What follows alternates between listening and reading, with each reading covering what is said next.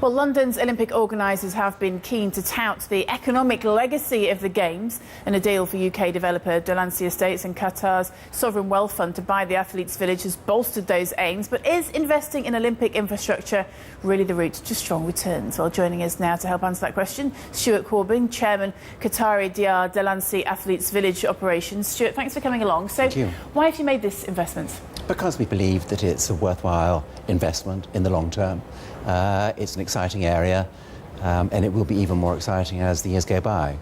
Now, tell us what happens to this development once 2012 Olympics is out of the way and it becomes a residential operation. What happens at that point? Well, the immediate thing is that some of the facilities that have been put in place for the athletes themselves get taken out, and completion of all the flats with kitchens, etc., that gets completed as well, and so handover to us will be from about the middle of 2013, going through to the end of that year.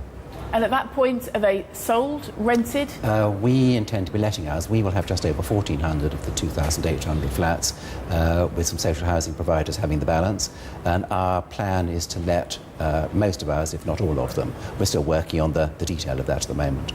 What does the market look like for renting out those properties? We've heard a great deal about the state of the housing sector in the UK, but it seems that demand in London and the South East is still pretty strong. The renting market is something that used to be the norm.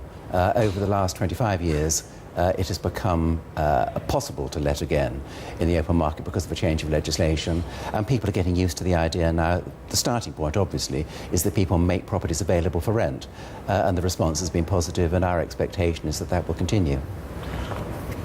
What kind of demand are you getting now? Have you already started pushing these properties to market? No. When does that happen? We won't start that until after the Olympics have completed and we get closer to taking possession of them.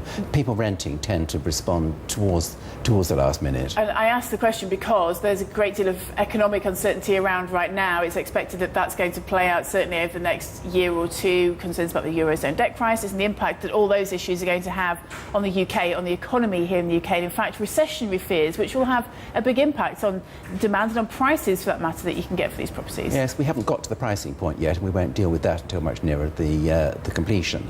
But housing is something that is in short supply across the country as a whole, and certainly in London. This is providing new accommodation. We think that there will be a strong market when the time comes. And if you haven't managed to secure a coveted ticket for the Olympics opening or closing ceremonies, it may not be too late.